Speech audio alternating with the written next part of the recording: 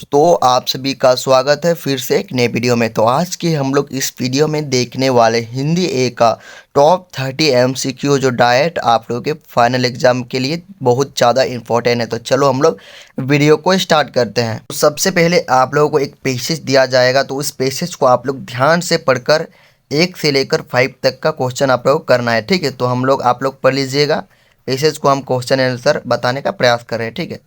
तो first question में पूछा जा रहा है कि घड़ी की निरंतर सरकती हुई सुइयां से क्या कहती है, ठीक है। क्या कुछ आराम कर लो, घूम लो या नाच लो या कुछ कर लो, ठीक है। तो एक का राइट आंसर जो होगा आप सभी का वो हो जाएगा ऑप्शन नंबर डी, कुछ कर लो, ठीक है। क्वेश्चन नंबर 2 देखते हैं कि गांधी जी ने किस वस्तु का अधिक महत्व बताया है।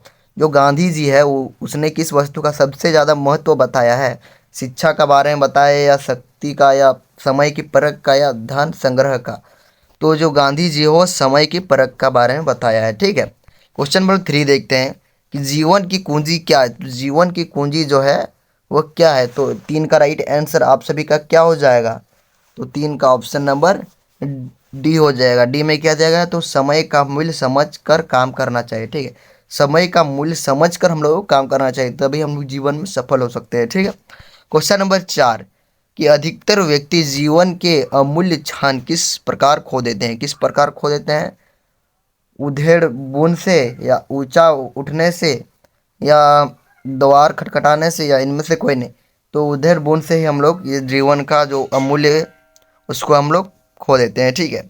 अब सब उसके बाद आप लोगों को दिया गया है कि निम्नलिखित काव्यांश को ध्यानपूर्वक पढ़कर उससे पूछे गए प्रश्नों का उत्तर देना है। मतलब आप लोगों को एक काव्यांश दिया जाएगा, उसको आप लोग बढ़िया से पढ़ लीजिएगा और इसका आंसर देना है, ठीक है। तो हम लोग राइट क्वेश्चन आंसर की ओर बढ़ते हैं। तो इसमें फर्स्ट क्वेश्चन में पूछा जा रहा है कि कवि के अनुसार किस प्रकार का जीवन व्यर्थ है। मतलब जो कवि है उसके अनुसार किस प्रकार का जीवन व्यर्थ है, ठीक है। तो मेहनत करके जीवन जीना ये व्यर्थ है, नहीं है। खून पसीना लगाकर मेहनत करना ये भी नहीं है। अपने प्रेम से संसार के युद्ध जिताना या कायर बन के चुपचाप रहना। तो 5 का राइट आंसर हो जाएगा आप सभी का ऑप्शन नंबर डी हो जाएगा। ऑप्शन नंबर डी, कायर बन के चुपचाप रहना, यही हो जाएगा, ठीक है। यही जो है वो कवि के अनुसार किस प्रकार का जीवन व्यर्थ है, ठीक। तो इसके अनुसार अब हम लोग 6 नंबर देखते हैं कि रे मनुष्य बस कतार कंदन का आस होगा, क्या होगा। तो 6 का क्या हो जाएगा। तो 6 का राइट आंसर होगा दुख से रोना, यही हो जाएगा, ठीक है। क्वेश्चन नंबर 7 देखते हैं कि कवि मनुष्य से क्या कहना चाहता है। जो कवि है 7 में वो मनुष्य से क्या कहना चाहता है। दुख का रोना रोते रहे या विपरीत परिस्थितियों को डर कर देखकर डर जाए या बस चुपचाप अपनी जिंदगी जिए या मनुष्य कायर बनकर ना जिए। तो जो जो कवि है वो मनुष्य से कहना चाहता है कि मनुष्य कायर बनकर ना रहे। मतलब जितना भी मनुष्य वो कायर बन के ना रहे, ये कवि कहता है, ठीक है। तो 7 का ऑप्शन नंबर डी हो जाएगा, ठीक है। अब क्वेश्चन नंबर 8 देखते हैं कि पथ चूमे तरकस का अर्थ है। तो पथ चूमे तरकस का अर्थ क्या होता है। तरकस का पथ में कांटे हैं या पथ में फूल है या पथ में तारे हैं या इनमें से कोई नहीं। तो 8 का राइट आंसर हो जाएगा आप सभी का ऑप्शन नंबर ए, पथ में कांटे हैं, ठीक है। अब हम लोग को एक तो व्यावहारिक अब व्याकरण के बारे में अब पूछा गया, ठीक है। तो देखिए कि फर्स्ट क्वेश्चन 9 नंबर कि जिस वाक्य में कर्ता क्रिया और क्रम उपस्थित हो वहाँ कौन सी क्रिया होती है, ठीक है। जो कर्ता हो जो कर्म कर रहा है। तो 9 का राइट आंसर जो होगा वो सकर्मक क्रिया हो जाएगा, ठीक है। क्वेश्चन नंबर 10 कि कौन सा वाक्य अकर्मक क्रिया का उदाहरण है। तो अकर्मक क्रिया का कौन सा वाक्य जो उदाहरण है। गीता पत्र लिखती है, ये उदाहरण है। या बंदर नाचता है, ये उदाहरण है। या रमेश पुस्तक पढ़ता है, ये उदाहरण है। या रोहित ने गीत गाया, ये उदाहरण है। तो 10 का राइट आंसर होगा ऑप्शन नंबर बी हो जाएगा। बंदर नाचता है वह एक प्रकार का अकर्मक क्रिया का उदाहरण है, ठीक है। क्वेश्चन नंबर 11 देखते हैं कि मैंने संदेश भिजवाया क्रिया के भेद का नाम बताइए, ठीक है। तो अकर्मक क्रिया हो जाएगा या सकर्मक क्रिया हो जाएगा या द्विकर्मक क्रिया हो जाएगा, प्रेरणार्थक क्रिया हो जाएगा, ठीक। तो 11 का right answer option number B हो जाएगा, वो सकर्मक क्रिया हो जाएगा क्योंकि वह भिजवाया गया है, ठीक है। अब क्वेश्चन नंबर हम लोग 12 देखते हैं कि दादी बच्चों को कहानी सुनाती है, इसमें से क्रियापद कौन सी है, ठीक है। तो इसमें से क्रियापद कौन सी है? Question number 12। तो दादी है या कहानी या बच्चों को या सुनाती है, तो इसमें जो क्रियापद जो है वो सुनाती है हो जाएगा। ठीक है। क्वेश्चन नंबर 13, पिताजी के द्वारा अखबार पढ़ा गया, वाक्य का कौन सा भेद है? ठीक है। तो ये कर्तव्यवाचक है या कर्मवाचक है या भाववाचक है या इनमें से कोई नहीं? तो हो जाएगा 13 का right answer option number B, वो कर्मवाचक, वो कर्म कर रहा है। ठीक है। क्वेश्चन नंबर हम लोग 14 देखते हैं कि कृतिक वाच्य वाक्यों में कर्ता के कार्य की क्या हो जाएगा? 14 का ऑप्शन नंबर ए, प्रधानता होती है। ठीक है। तो 14 का हो जाएगा ऑप्शन नंबर ए हो जाएगा। ठीक है। क्वेश्चन नंबर 15 देखते हैं। क्वेश्चन नंबर 15 में पूछा जा रहा है, ये गर्मियों में खूब आम खाया जाता है। ठीक है।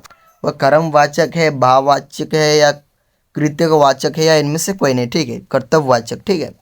तो 15 का राइट आंसर जो होगा वो ऑप्शन नंबर बी हो जाएगा। ऑप्शन नंबर बी में क्या देगा? वो भाववाचक है। ठीक है। अब क्वेश्चन नंबर 16 देखते हैं कि यथाशक्ति कौन सा समास है? मतलब यथाशक्ति कौन सा समास है? अव्ययीभाव समास, कर्मधारय समास या तत्पुरुष समास या द्वंद्व समास? ठीक है। तो 16 का right answer option number A हो जाएगा, अव्ययीभाव समास इज द राइट आंसर। ठीक है। क्वेश्चन नंबर 17 कि दो या दो से अधिक पदों के मेल को कहते हैं, क्या कहते हैं? संधि कहते हैं, समास कहते हैं, उपसर्ग कहते हैं, प्रत्यय कहते हैं। तो 17 का right answer option number B, समास उसको हम लोग कहते हैं। ठीक है। क्वेश्चन नंबर 18 देखते हैं कि जलज का अनिकार्थिक नहीं है। मतलब जलज तो कमल भी जल में होता है, मोती, मछली ये सब है, लेकिन जो बादल है वो जलज का अनिकार्थिक शब्द नहीं है। ठीक है। क्वेश्चन नंबर 19 देखते हैं कि समुच्च बोधक अव्यय के दो प्रमुख भेद कौन कौन से हैं? ठीक है। तो क्रिया विश्लेषण में विशेषण, ये 19 का ए हो जाएगा, या सरल और संयुक्त हो जाएगा, या समानाधिकरणीय और व्याधिकरण, या विस्मयादिबोधक और कारक। ठीक है। तो 19 का राइट आंसर जो होगा वो ऑप्शन नंबर क्या हो जाएगा? तो ऑप्शन नंबर सी हो जाएगा। सी में क्या देगा है? तो विस्मयादिबोधक और कारक। ठीक है। क्वेश्चन नंबर 20 कि विद्यार्थी क्या हो जाएगा? तो विद्यार्थी अध्ययन के बिना सफल नहीं हो सकते, तो अध्ययन के बिना ये राइट आंसर हो जाएगा। क्वेश्चन नंबर 22 कि मिश्र वाक्य में एक प्रधान उपवाक्य और शेष कौन सा उपवाक्य होता है? ठीक है।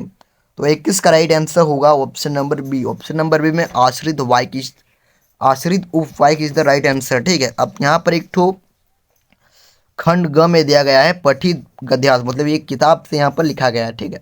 एक किताब से एक कहानी है, तो उस कहानी को आप लोग पढ़ लिए होंगे, तो उसी का यहाँ पर दिया गया है। ठीक है। तो बाल गोविंद भगत का कद कैसा था? जो बाल गोविंद भगत था वो कैसा था? नाटा था, मंझोला या लंबा या छोटा था? जो बाल गोविंद जो था वो मंझोला कद के एक आदमी था। ठीक है। तो समझ में आ गया होगा। क्वेश्चन नंबर 23 देखते हैं कि बाल गोविंद भगत गले में कैसी माला बांधे रहते थे? ठीक है। गुलाब के फूल की, चमेली के फूल के, या सोने के, या तुलसी के? जो बाल गोविंद भगत जो थे वह गले में हमेशा तुलसी की माला वो बांधे रहते थे। ठीक है। अब क्वेश्चन नंबर हम लोग 24 देखते हैं।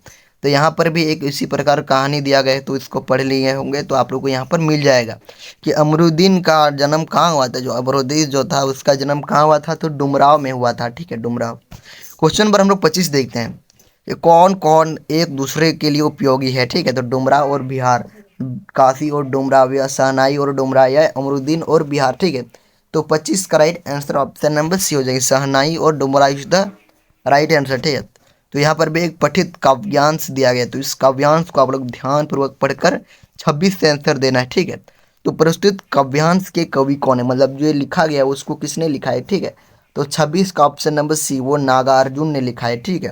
क्वेश्चन नंबर 27 कि दंतुरित का अर्थ है, जो दंतुरित का अर्थ होता है, जो बच्चे का जो नए नए दांत निकल आते हैं उसी को हम लोग दंतुरित कहते हैं। तो इसका राइट आंसर हो जाएगा नए नए दांत। ठीक है। क्वेश्चन नंबर हम 28 देखें तो उपरोक्त काव्य की पंक्ति के रचयिता कवि का नाम है? मतलब ये कवि, इस कविता के लेखक कौन है? ठीक है। क्वेश्चन नंबर 28 में पूछा जा रहा है, तो उसके जो लेखक है वो तुलसीदास है। कौन है? तो Tulsidas is the right answer. Question number 29 की उपयुक्त पंक्तियों में कौन सा अलंकार है? इसमें कौन सा अलंकार का यूज किया गया? क्वेश्चन नंबर 29 में, तो इसमें जो अनुप्रास अलंकार का यूज किया गया है। ठीक है। क्वेश्चन नंबर हम लोग 30 देखते हैं। कृष्ण के का संदेश सुनकर गोपियों की स्थिति कैसे हो गई? तो विरह से आग जगी। ठीक है। तो यदि आप लोग इस चैनल पर न्यू है तो सब्सक्राइब कर लीजिए और अपने दोस्तों के साथ ज़्यादा से ज़्यादा शेयर कर लीजिए। जय हिंद, वंदे मातरम।